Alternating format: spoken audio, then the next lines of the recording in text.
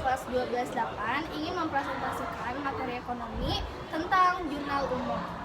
Sebelumnya perkenalan dulu dari kami. Saya Naura. Saya Nadia. Saya Jaki. Selamat menyaksikan. Oke, selamat menyaksikan. Oke, jadi di sini aku akan membahas tentang pengertian dan juga tujuan.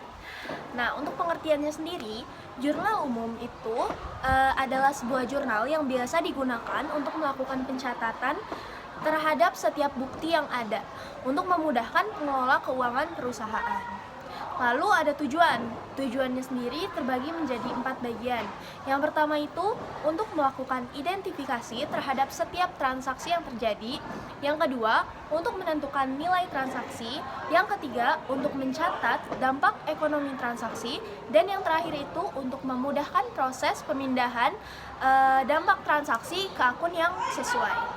Fungsi jurnal umum adalah untuk mencatat segala transaksi secara kronologis dan sistematis. Nah, jurnal umum memiliki 5 fungsi khusus. Yang pertama ada fungsi histori.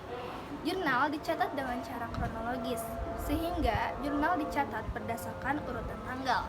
Yang kedua ada fungsi pencatatan. Setiap ada perubahan biaya, modal, dan lain-lain pasti akan dicatat di jurnal.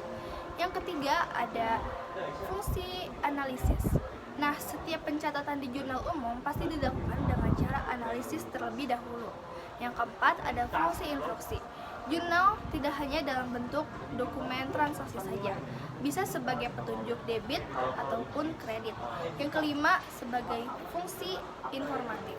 Nah, jurnal umum sebagai informasi bagi pihak eksternal maupun internal untuk memudahkan mengelola keuangan. Nah, jurnal umum juga memiliki manfaat. Yang pertama, untuk mengetahui informasi adanya pengurangan atau pertambahan. Yang kedua, untuk mengetahui jumlah yang akan dicatat. Yang ketiga, untuk mengetahui biaya yang akan dikenai kredit ataupun debit. Yang keempat, untuk mengetahui jumlah yang telah diunggah ke buku besar dengan rincian pekerjaan dan nomor perkiraan referensi. Selanjutnya ada prinsip membuat jurnal umum. Pertama, mengumpulkan data transaksi seperti nota, invoice, dan lain-lain.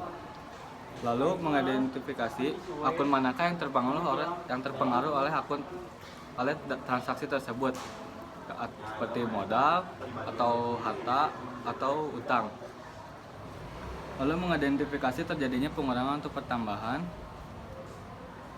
Lalu mengidentifikasi terjadinya kredit atau debit, dan terakhir mencatat transaksi ke dalam buku jurnal. Lalu ada cara membuat jurnal umum. Pertama, kalian harus bisa memahami dan membuat persamaan akuntansinya menggunakan rumus tersebut. Kedua,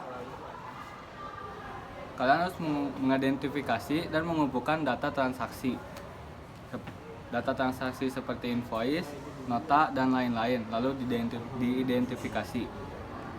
Terakhir, kalian bisa masukkan data tersebut ke dalam tabel.